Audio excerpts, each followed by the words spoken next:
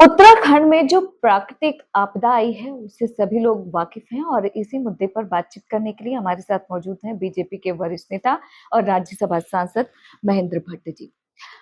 उत्तरकाशी में जो आपदा आई है, क्या कहेंगे आप? देखिए, बहुत ही दुखद घटना है।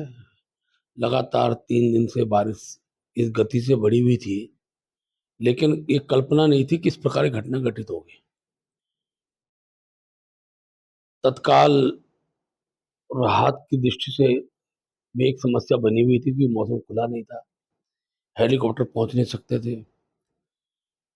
लेकिन तो भी राज्य सरकार ने तत्काल एसडीआरएफ, एनडीआरएफ भारत सरकार की ओर से वहां पहुंचाने का प्रयास किया गया। आज मुझे बताते हुए हर्ष भी है कि तत्काल जिस घटना के लिए जो हम चाह रहे थे कि तत्काल हम उनको राहत पहुंचा सकें, उस भाव के साथ प्रदेश के मुख्यमंत्री जी भी वहां पहुंचे हैं, एनडीआरएफ की टीम भी पहुंच गई है, सेना की 4 टुकड़ियां वहां तैनात कर दी गई हैं।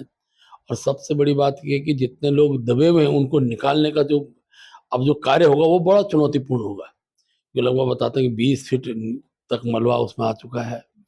अनेकों वो ऐसा स्थान था धराली जहाँ मैं कह सकता हूँ कि बड़ी संख्या में पर्यटक आते थे। उसके बाद गंगोत्री धाम पड़ता है, तो गंगोत्री से पहले का धार्मिक स्थल वो है। और यात्रा बंद कर दी गई थी, लेकिन यात्रा बंद का जब आह्वान किया जाता है तो यात्री जहाँ है वहीं रुक जाता है। अब ये भी जानकारी में लेना पड़ेगा कि वहाँ कितने लोग उस दिन रुके हुए थे, उसकी जानकारी आ जाए। और उसके बाद धीरे धीरे लापता लोगों की जब जानकारी आएगी तो एक पक्ष बनेगा कि कितने लोग हादसे में कहीं ना कहीं उसके हादसे के शिकार हुए हैं। मैं कह सकता हूँ कि आज माननीय मुख्यमंत्री जी का वहाँ जाने के बाद जिस प्रकार से पूरे तंत्र को सक्रिय किया गया है, हमारी देवी आपदा प्रबंधन की जो टोली है वहाँ पहुँच चुकी है। भारतीय जनता पार्टी के प्रदेश अध्यक्ष होने के नाते मैंने एक कमेटी वहाँ बनाई जिसमें वहाँ के विधायक, हमारे तीनों विधायक, उत्तरकाशी जिले के पूर्व विधायक, हमारे दायित्वधारी, उन सबको हमने इसमें रखा कि आम जनता को राहत के रूप में खास तौर पर बच्चों के लिए दूध हो जाए, खाने का सामग्री हो जाए, जिन पे आवास नहीं उनके रहने की व्यवस्था हो जाए, उस सारी व्यवस्था को ठीक करने का प्रयास किया जा रहा है। 1-2 दिन के अंदर और स्थितियाँ स्पष्ट होंगी, कितने लोग दबे हैं, कितने लोगों को उसमें निकाला गया है, जो दबे हुए लोग हैं, तो उसके बाद कुछ चीज़ें और व्यापक रूप से कहने की स्थिति में होंगे। बिल्कुल, क्योंकि देखा जाए ये एक ऐसी आपदा है जिसके बारे में अभी फिलहाल नहीं कहा जा सकता कि कितने लोग लापता हैं। हालाँकि कुछ आंकड़े ज़रूर सामने आए हैं और उम्मीद की जा रही है कि आगे इसमें फेरबदल हो सकती है। प्रधानमंत्री भी लगातार इस पूरे मसले को लेकर मुख्यमंत्री के टच में हैं और जान रहे हैं। देखिए, निश्चित रूप से देश के प्रधानमंत्री जी का हम एक प्रकार से मैं उनका आभार भी व्यक्त करता हूँ। जब भी देवभूमि में इस प्रकार की आपदा आती है, तो प्रधानमंत्री जी को उत्तराखंड अपना ही राज्य लगता है। केदारनाथ के समय जब आपदा आई थी तो वो गुजरात के मुख्यमंत्री थे, उन्होंने जिस प्रकार का सहयोग उस समय किया है, उत्तराखंड की जनता में आज भी वो स्थान रखते हैं। तो मैं कह सकता हूँ कि तत्काल संज्ञान लेने के बाद मुख्यमंत्री से वार्ता करना, केंद्र सहायता का भरोसा देना, हमारे गृह मंत्री अमित शाह जी का लगातार उस चीज़ की मॉनिटरिंग उनके द्वारा की जा रही है। और मैं कह सकता हूँ कि केंद्र सरकार से हमेशा हर आपदा में आज बहुत अच्छा सहयोग हमको प्राप्त हुआ है।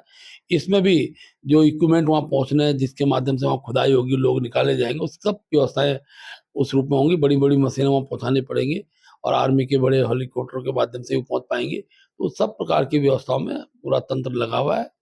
और सबसे बड़ी बात तो ये रही कि वर्षा काल में उत्तराखंड का जो गाँव का व्यक्ति बाज़ार में कम आता है। जी।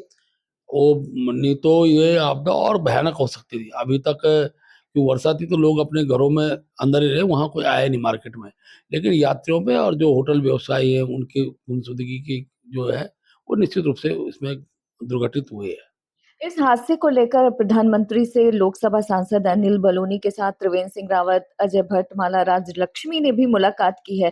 प्रधानमंत्री क्या पल-पल नज़र बनाए हुए हैं इस हादसे पर? देखिए, निश्चित रूप से हमारे चारों सांसद आज प्रधानमंत्री जी को मिले और उन्होंने वहाँ की परिस्थितियों को साझा किया। प्रधानमंत्री जी ने उनको कहा है कि क्योंकि कल सत्र का 1-2 शुक्रवार के बाद सत्र 2 दिन छुट्टी है।